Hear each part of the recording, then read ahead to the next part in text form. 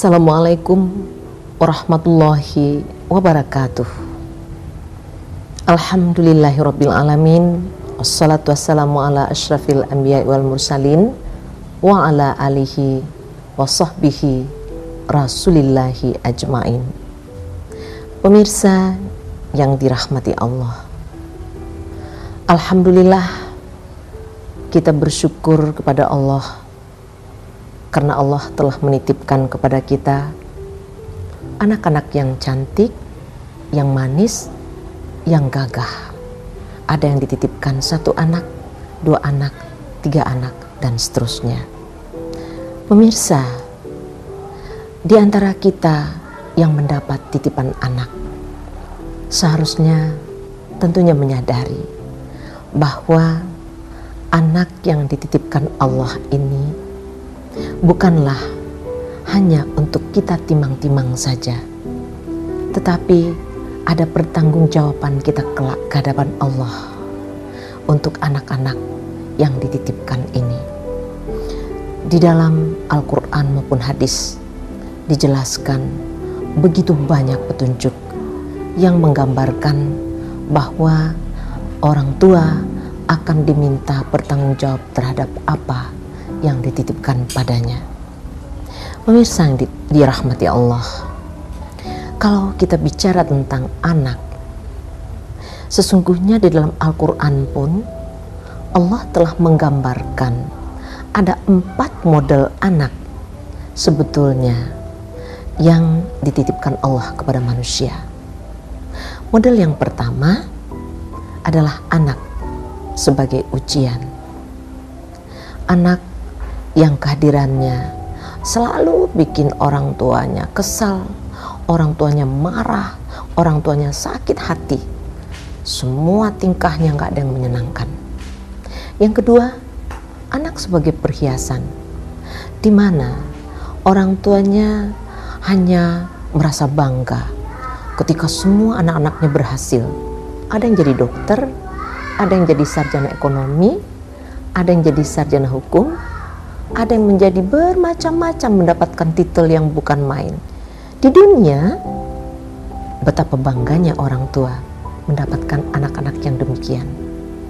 Tetapi ia tidak pernah mempertanyakan apakah anak-anak yang tadi yang telah sukses itu sudah memiliki komitmen agama yang kuat, sudah konsisten dalam beribadah, sudah selalu mendekatkan diri kepada Allah, sudah mengerti dengan tujuan hidup yang sesungguhnya. Sudahkah anak tersebut menjadi biji mata yang akan menyejukkan hati kedua orang tuanya, mengantarkan orang tuanya kepada kebahagiaan dunia dan ukhrawi? Jarang sekali orang tua yang mempertanyakan demikian. Jadi hanya di dunia anaknya sebagai perhiasan. Mungkin kita pernah mendengar satu kisah sedih di panti jompo. Ketika di panti jompo itu ada orang tua yang dititipkan oleh anak-anaknya. Semua anak-anaknya itu berhasil, sukses. Tetapi ketika orang tuanya sakit atau meninggal, tidak ada satupun anak-anaknya yang bisa melayat, dengan alasan sibuk, dengan alasan segala macam yang mungkin menyebabkan dia tidak bisa hadir. Bahkan kepada pemilik panti jompo pun ia berpesan, kami siap menyediakan dana berapapun yang diminta, carikan orang bisa menyelenggarakan jenazah orang tua kami. Betapa menyedihkan nasib orang tua yang demikian. Anak yang sampai detik terakhir pun ia tidak bisa memberi hadiah terakhir kepada orang tuanya dengan ikut menyelenggarakan jenazah orang tuanya. Bahkan bagi anak laki-laki menjadi imam sholat bagi orang tua yang telah meninggal. Apalagi doa. Anaknya mungkin hebat-hebat semua, tapi gak ada satupun anak-anak yang selalu mendoakannya setiap habis sholat.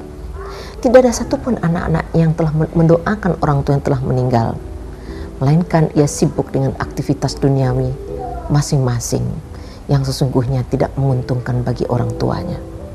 Itulah anak sebagai perhiasan. Yang ketiga, pemirsa, anak sebagai musuh. Ini pun sekarang begitu banyak kita temukan.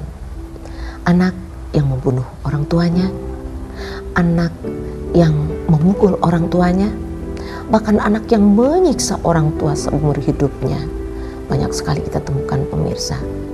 Ini merupakan indikator anak sebagai musuh bagi orang tua. Dan yang keempat, nah inilah anak yang langka kita temukan pemirsa, yaitu anak sebagai biji mata yang menyejukkan hati kedua orang tuanya, sebagaimana disebutkan dalam surat Al-Furqan ayat 74. A'udzubillahi minasyaitonirrajim. Walladzina yaquluna rabbana hablana min azwajina wa dzurriyyatina qurrata a'yun waj'alna lil muttaqina imama. Hamba-hamba Allah yang pilihan itu selalu memohon kepada Allah, ya Tuhan kami, anugerahkanlah kepada kami anak-anak sebagai biji mata yang menyejukkan hati kami, menyejukkan hati umat, dan menjadi imam bagi orang-orang yang bertakwa. Nah, anak-anak ini pemirsa, sesungguhnya adalah anak-anak yang seharusnya diwujudkan oleh setiap orang tua. Pemirsa yang dirahmati Allah, agaknya mewujudkan anak-anak yang seperti itu harus kita akui alangkah sulitnya.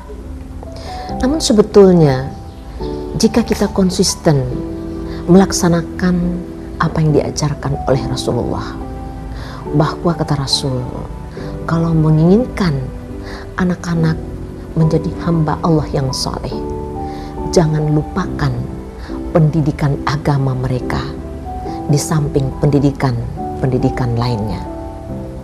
Namun kehidupan zaman modern ini memang benar-benar sudah terbalik pemirsa. Kita para orang tua lebih banyak memperhatikan pendidikan aspek lain ketimbang pendidikan agama. Padahal pemirsa, dengan memberikan pendidikan agama kepada anak, insya Allah anak-anak yang memiliki komitmen agama yang kuat akan mampu mewujudkan impian kita sebagai anak yang soleh, di samping pendidikan lainnya tidak kita abaikan. Pemirsa yang dirahmati Allah, mungkin ada para orang tua yang bertanya, bagaimana caranya kita membentuk jiwa ketuhanan pada diri anak? Pemirsa, ini satu pertanyaan yang dapat kita jawab pada kesempatan ini. Menumbuh kembangkan jiwa ketuhanan pada anak sebenarnya tidak mungkin kita lakukan setelah anak dewasa saja.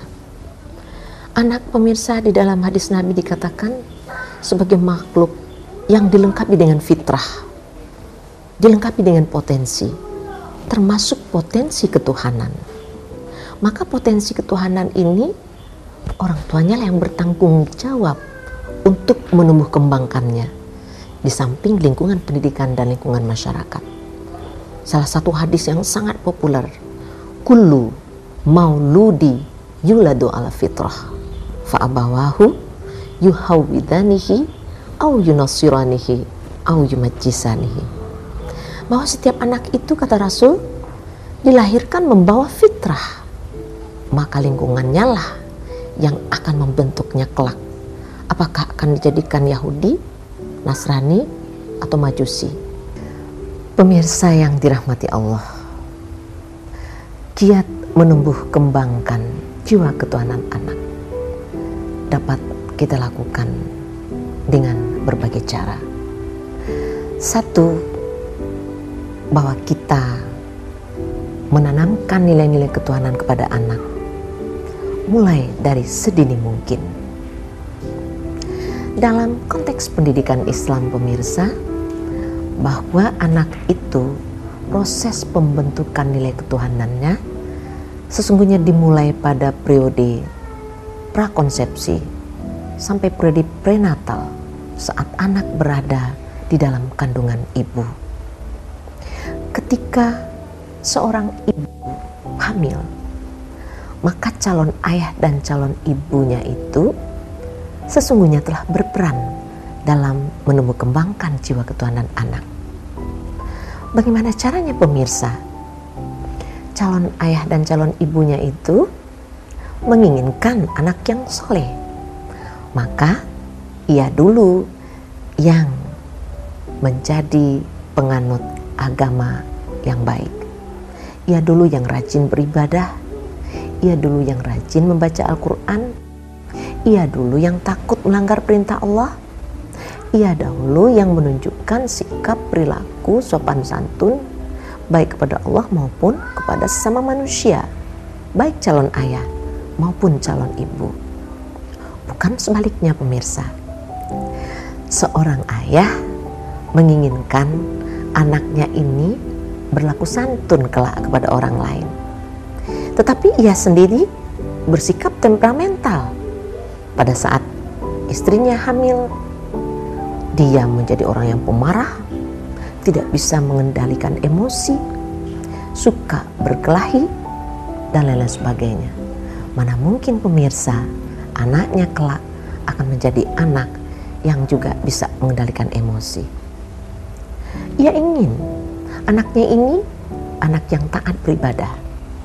Tapi pada saat istrinya hamil, ayahnya adalah sosok yang pemalas, yang lalai beribadah. Pemirsa yang dirahmati Allah, seorang istri menginginkan anaknya menjadi anak yang santun kepada orang tua kelak, kepada dirinya. Tetapi apa yang dilakukannya pada saat anaknya berada dalam kandungan itu? Ia berlaku tidak santun kepada orang tuanya sendiri. Ia berlaku tidak hormat kepada mertuanya. Ia menjadi sosok yang melakukan perbuatan-perbuatan yang tidak terpuji baik kepada orang tua maupun kepada mertuanya. Mana mungkin harapannya ini akan terwujud, berharap anaknya kelak akan menjadi santun kepadanya. Yang ia dapatkan justru sebaliknya. Kelak ia akan mendapatkan anak-anak yang dua kali lipat lebih durhaka kepada dirinya, sebagaimana kedurhakaannya kepada orang tua dan mertuanya. Pemirsa yang dirahmati Allah, karena itu apa yang kita harapkan itu memang harus kita tunjukkan dalam sikap dan perilaku kita pada saat anak dalam kandungan kita, sehingga pribadinya nanti akan sesuai dengan apa yang kita harapkan. Ketika ibu menginginkan anaknya itu senang membaca Al-Quran, rajin-rajinlah ibu membaca Al-Quran. Begitu juga dengan ayahnya. Sering-sering baca surat Yusuf. Katanya kalau ingin anaknya gagah dan imannya seperti Nabi Yusuf, sering-sering membaca surat Maryam. Kalau ingin anaknya cantik dan imannya seperti Maryam.